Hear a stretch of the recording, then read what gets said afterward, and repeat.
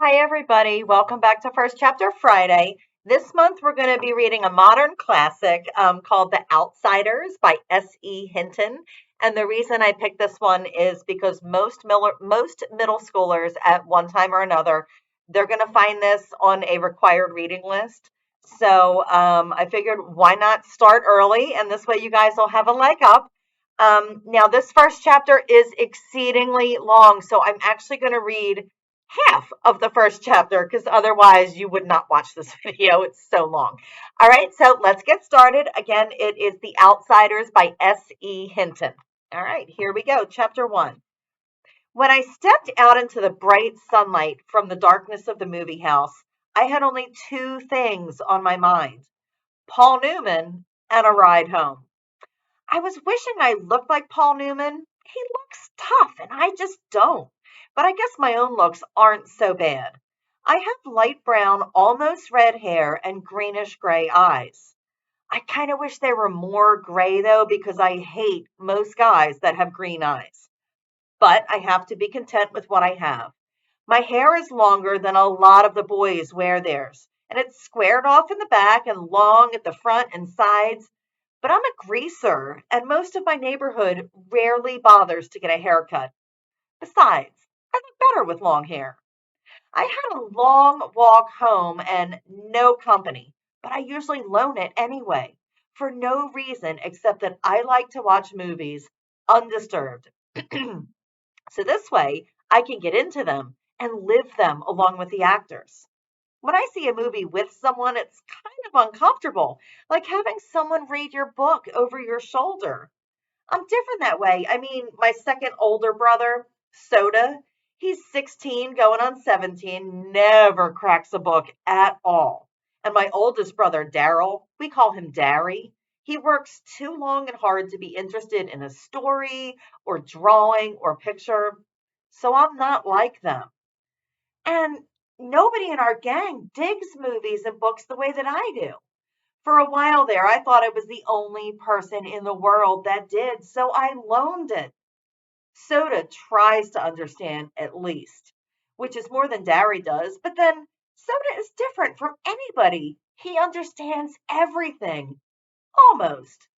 Like he's never hollering at me all the time the way Darry is, or treating me as if I'm six instead of 14. I love Soda more than I've loved anyone, even mom and dad. He's always happy go lucky and grinning, while Darry's hard and firm and he rarely grins at all. But then Darry's gone through a lot in his 20 years. He's grown up too fast.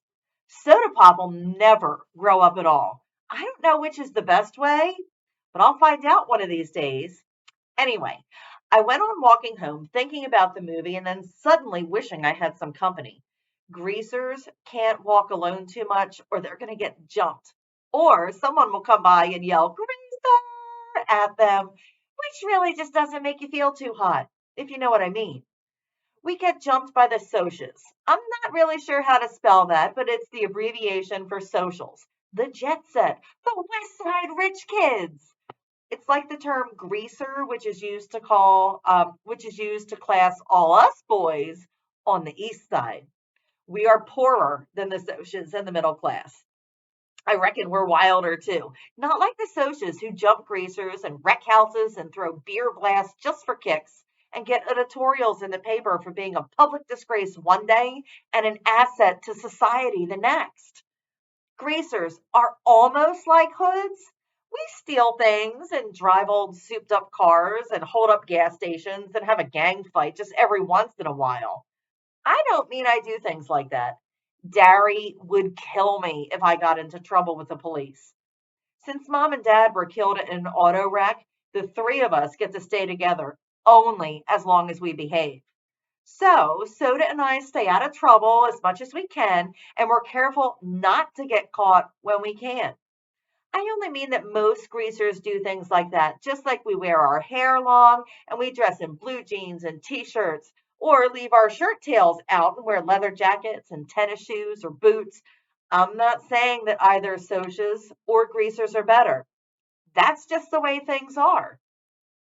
I could have waited to go to the movies until Derry or Soda Pop got off work. They would have gone with me, or at least driven me there, or walked along. Although Soda just can't sit still long enough to enjoy a movie, and they bore Derry to death. Derry thinks his life is enough without inspecting other people's. Or I would have gotten one of the gang to come along. One of the four boys Derry and Soda and I have grown up with and we consider family. We're almost as close as brothers. When you grow up in a tight knit neighborhood like ours, you get to know each other real well. If I had thought about it, I could have called Derry and he would have come by on his way home and picked me up. Or Two Bit Matthews, one of our gang. He would have come to get me in his car if I had asked. But sometimes I just don't use my head.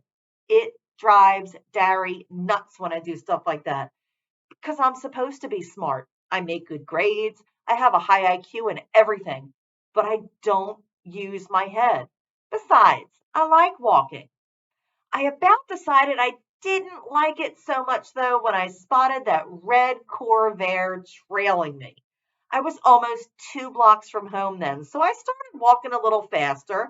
I had never been jumped, and I had seen Johnny after four socias got hold of him, and it wasn't pretty. Johnny was scared of his own shadow after that. Johnny was 16 then. I knew it wasn't any use though, the fast walking, I mean, even before the Corvair pulled up beside me and five socias got out.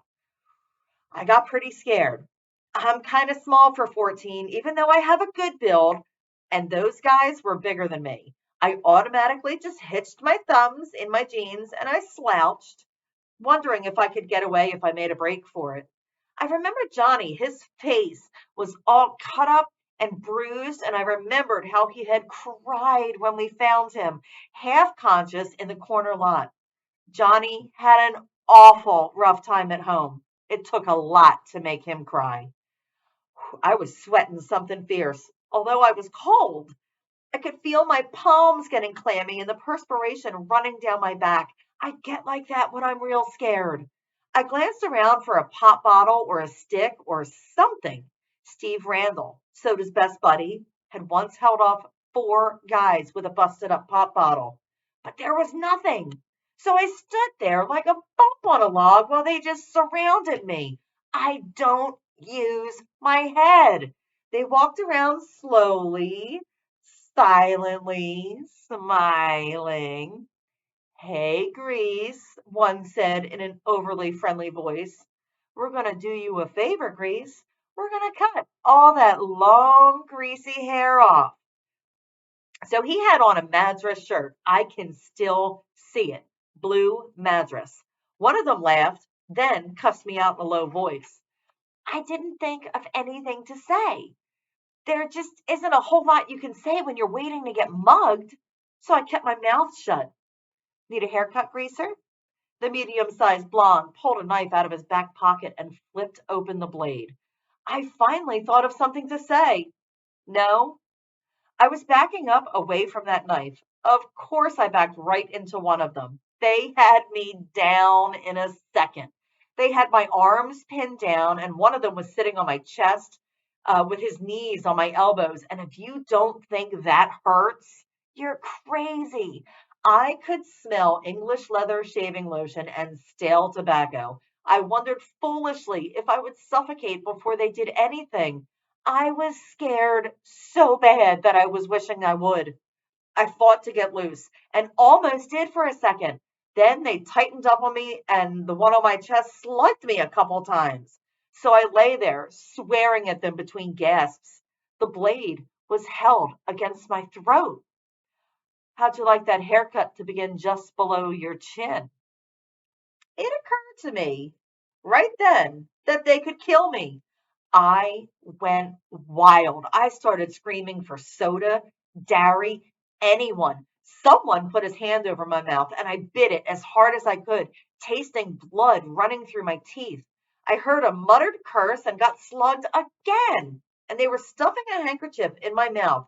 One of them kept saying, "Shut him up for Pete's sake, shut him up." Then there were a ton of shouts and the pounding of feet, and the Sosas jumped up and they left me lying there gasping. I lay there and wondered what in the world was happening. People were jumping over me and running by me, and I was too dazed to figure it out. Then someone had me under the armpits and was hauling me to my feet. Oh, it was Derry. Are you all right, Ponyboy? He was shaking me, and I wish he'd stop. I was dizzy enough anyway. I could tell it was Derry, though, partly because of the voice, and partly because Derry's always rough with me without meaning to be. I'm okay. Just quit shaking me, Derry. I'm okay. He stopped instantly. Oh, I'm sorry. He really wasn't. Derry isn't ever sorry for anything that he does.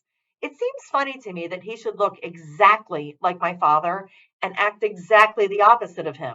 My father was only 40 when he died, and he looked 25. And a lot of people thought Derry and Dad were brothers instead of father and son. But they only looked alike. My father was never rough with anyone without meaning to be. Derry is 6 feet 2 and broad shouldered and muscular. He has dark brown hair that kicks out in the front and a slight cowlick in the back, just like Dad's. But Derry's eyes, they're his own. He's got eyes that are like two pieces of pale green ice that they've got a determined set to them, just like the rest of him. He looks older than 20. Tough, cool, smart. He would be really handsome if his eyes weren't so cold. He doesn't understand that it's not a, or he doesn't understand anything that is not a plain hard fact, but he uses his head. I sat down again, rubbing my cheek where I'd been slugged the most. Derry jammed his fists in his pockets. They didn't hurt you too bad, did they? They did. I was smarting and aching, and my chest was sore, and I was so nervous. My hands were shaking, and I wanted to start bawling. But you just don't do that with Derry. I'm okay. Soda Pop came loping back. By then, I had figured out that the noise that I had heard, that was the gang coming to rescue me. He dropped down beside me, examining my head. Oh, you got cut up a little bit, Ponyboy, huh? I only looked at him blankly. I did? He pulled out a handkerchief. He wet the end of it with his tongue and pressed it gently against the side of my head. You are bleeding like a stuck pig. I am? Look. He showed me the handkerchief, reddened as if by magic. Did they pull a blade on you? I remembered the voice, need a haircut, greaser. The blade must have slipped while he was trying to shut me up. Yeah, Soda is handsomer than anyone that I know. Not like Derry. Soda's movie star kind of handsome. The kind that people stop on the street to watch go by. He's not as tall as Derry, and he's a little slimmer, but he has a finely drawn, sensitive face that somehow manages to be reckless and thoughtful at the same time. He's got dark gold hair that he combs back long and silky and straight, and in the summer, the sun bleaches it to a shining wheat gold. His eyes are dark brown, lively, dancing, reckless, laughing eyes that they can be gentle and sympathetic one moment and blazing with anger the next. He has Dad's eyes, but Soda is one of a kind. He can get drunk in a drag race or dancing without ever getting near alcohol. In our neighborhood, it's rare to find a kid who doesn't drink once in a while. But Soda never touches a drop. He doesn't need to. He gets drunk on just plain living. He understands everybody. He looked at me more closely. I looked away hurriedly because I don't want to know the truth. I was starting to bawl. I knew I was as white as I felt, and I was shaking like a leaf.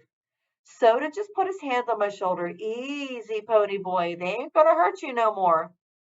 I know, I said, but the ground began to blur and I felt hot tears running down my cheeks. I brushed them away impatiently. I'm just a little spooked, that's all. I drew a quivering breath and quit crying. You just don't cry in front of Derry. Not unless you're hurt like Johnny had been that day we found him in the vacant lot. Compared to Johnny, I wasn't hurt at all. Soda rubbed my hair. You're an okay kid, Pony. I had to grin at him. Soda can make you grin no matter what. I guess it's because he's always grinning so much himself. You're crazy, Soda. You're out of your mind. Gary looked as if he would like to knock our heads together. You're both nuts. Soda merely cocked one eyebrow, a trick he picked up from Two-Bit. It seems to run in the family. Gary stared at him for a second, then cracked a grin. Soda Pop isn't afraid of him like everyone else, and he enjoys teasing him. I would just as soon as tease a full-size grizzly. For some reason, Gary seems to like being teased by Soda. Our gang had chased the Socias to their car and heaved rocks at them. They came running toward us now, four lean, hard guys. They were all tough as nails and looked it. I'd grown up with them and they accepted me. And though I was younger, because I was Gary and Soda's kid brother, I kept my mouth shut good. Steve Randall was 17, tall and lean, with thick, greasy hair, and he combed it in complicated swirls. He was cocky, smart, and Soda's best buddy since grade school. Steve's specialty was cars. He could lift a hubcap quicker and more quietly than anyone in the neighborhood. And he also knew cars upside down and backwards, and he could drive anything on wheels. He and Soda worked at the same gas station. Steve part-time, Soda full-time, and their station got more customers than any other in town. Whether that was because Steve was so good with cars or because Soda attracted girls like honey draws flies, I couldn't tell you. I liked Steve only because he was Soda's best friend. He didn't like me, though. He thought I was a tag along and a kid. Soda always took me with them when they went places, when they weren't taking girls. And that bugged Steve. It wasn't my fault. Soda always asked me. I didn't ask him. Soda doesn't think I'm a kid. Two-Bit Matthews was the oldest of the gang and the wisecracker of the bunch. He was about 6 feet tall, stocky in build, and very proud of his long, rust-colored sideburns. He had gray eyes and a wide grin, and he couldn't stop making funny remarks to save his life. You couldn't shut up that guy. He always had to get in his 2 bits worth, hence the nickname. Even his teachers forgot that his real name was Keith. We hardly remember that he had one. Life was one big joke to Two-Bit. He was famous for shoplifting and his black-handled switchblade, which he couldn't have acquired without the first talent. He was always smarting off to the cops. He really couldn't help it. Everything he said was so irresistibly funny that he just had to let the police in on it to brighten up their day. That's the way he explained it to me. He liked fights, blondes, and for some unfathomable reason, school. He was still a junior at 18 and a half, and he never learned anything. He just went for kicks. Um, I liked him real well because he kept laughing at ourselves, or because he kept us laughing at ourselves as well as at other things. He reminded me of Will Rogers. Maybe it was the grin. If I had to pick the real character of the gang, it would be Dallas Winston. Dally. I used to like to draw his picture when he was in a dangerous mood, for then I could get his personality down in a few lines. He had an elfish face and high cheekbones and a pointed chin, small, sharp animal teeth, and ears like a lynx. His hair was almost white, it was so blonde. He didn't like haircuts or hair oil either. So it fell over his forehead in wisps, and it kicked out in the back in tufts and curled behind his ears, and along the nape of his neck.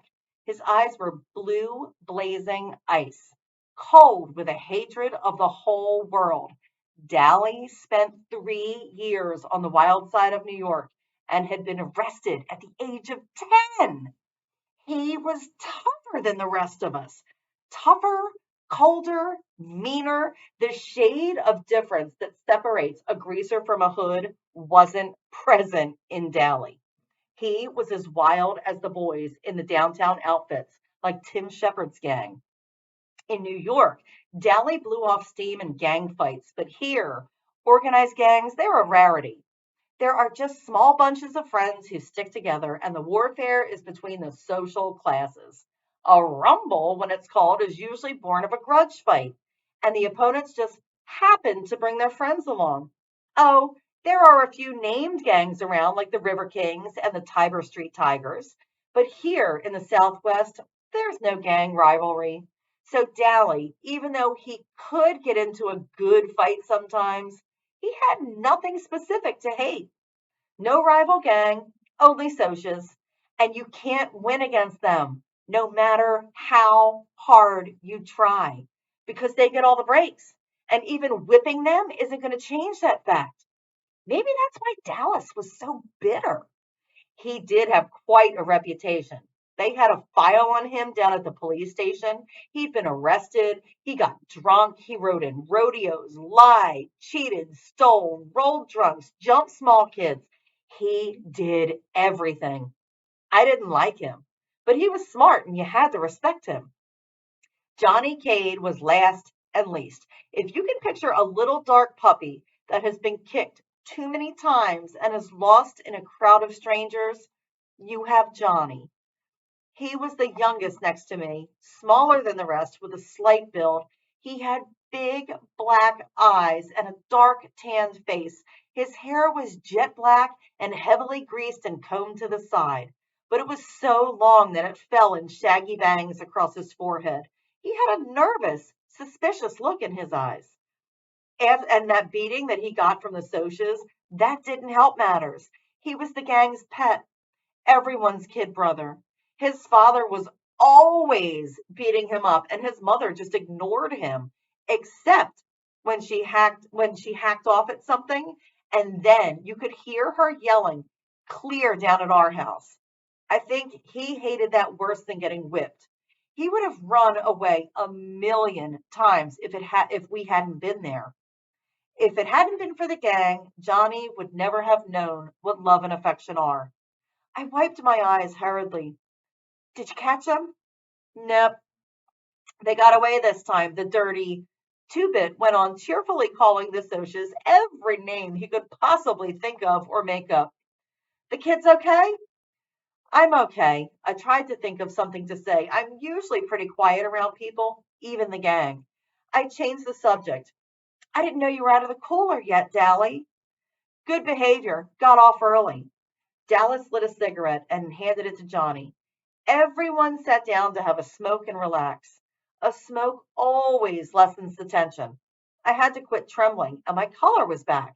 The cigarette was calming me down. Two-Bit cocked an eyebrow. Nice looking bruise you got there, kid. I touched my cheek gingerly. Oh, really? Two-Bit nodded sagely. Nice cut, too. Makes you look tough.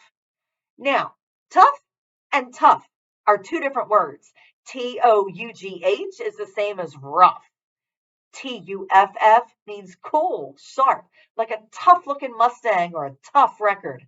In our neighborhood, both are compliments. Steve flicked his ashes at me. What were you doing walking by your lonesome? Leave it to good old Steve to bring up something like that. I was coming home from the movies. I didn't think.